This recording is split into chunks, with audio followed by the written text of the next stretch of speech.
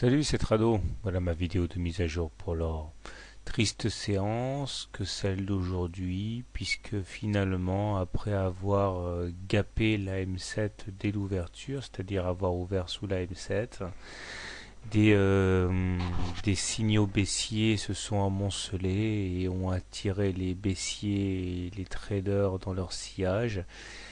Et nous avons connu une séance de repli de plus de 1%. L'addition aurait pu être même bien plus lourde puisque en regardant de plus près on voit que au plus bas de la séance on a touché les 1410 dollars et franchement on a presque l'impression que la séance est positive tant la correction aurait pu être plus salée. Et la longueur de la mèche basse tend à montrer au contraire que les haussiers sont arrivés narines au vent et ont profité des cours plutôt bas sur l'or pour acheter. Et on termine in extremis au contact de la moyenne mobile à 20 séances. Cependant, il ne faut pas non plus raconter n'importe quoi, c'est une mauvaise séance. L'orientation haussière de la M20 qui faisait mine de naître est reportée. Nous confirmons aujourd'hui que la tendance de la M20 est bien plate, c'est-à-dire que la tendance haussière n'est pas à l'ordre du jour.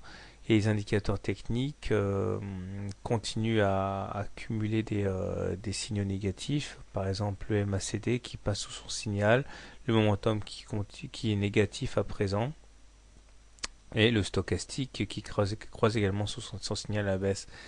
On peut ajouter à cela le fait qu'on inscrit des divergences baissières, notamment ici sur le MACD, mais également sur le stock, puisqu'on a inscrit des plus hauts sur les cours entre le 7 mars et le 24 mars, mais ces plus hauts ne se retrouvent pas sur les indicateurs techniques. Donc la tendance, elle est clairement fragilisée. Finalement, on se rend compte que cette fourchette d'Androse noire, tracée maintenant il y a plus d'un mois, conserve toute sa pertinence. Elle a résisté à l'attaque haussière du 4 mars, la semaine du 4 mars. Elle a résisté à l'attaque baissière également du 27 mars et elle continue à donner du fil à retordre. Certains voient dans la figure en cours une épaule tête-épaule, ici avec épaule 1, tête, épaule 2. D'autres voient une épaule encore plus petite en formation, avec une épaule ici, une tête là et une deuxième épaule. Une chose est sûre, c'est que bon, c'est possible, mais généralement les épaules tête-épaule ont tendance à fonctionner mieux lorsqu'elles arrivent. En fait, ici elle est inversée, c'est une épaule tête-épaule inversée. Elles tendent à fonctionner mieux lorsqu'elles se situent dans une fin de période de baisse. Alors là, nous sommes dans une période de consolidation latérale depuis globalement le 17 octobre. Et donc, j'aurais tendance à y accorder une attention toute relative, parce que, pas tout simplement parce qu'on n'est pas en fin de tendance baissière. Donc la M7 également maintenant capte les cours, elle se retrouve au-dessus, donc elle va jouer comme une résistance à la hausse, ça c'est pas très très bon.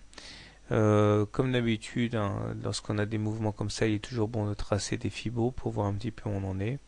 Et entre le plus bas et le plus haut du 25 mars, on voit que on a retracé lors de la séance d'aujourd'hui plus de 50% de la hausse.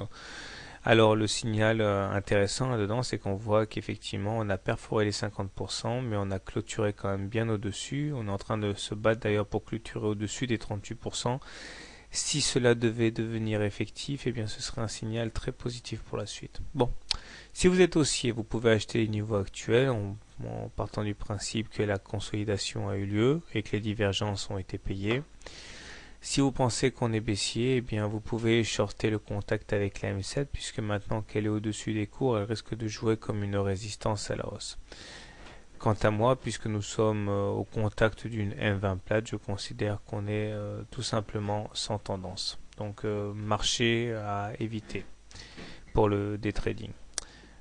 Bonne soirée, bon trade et à demain.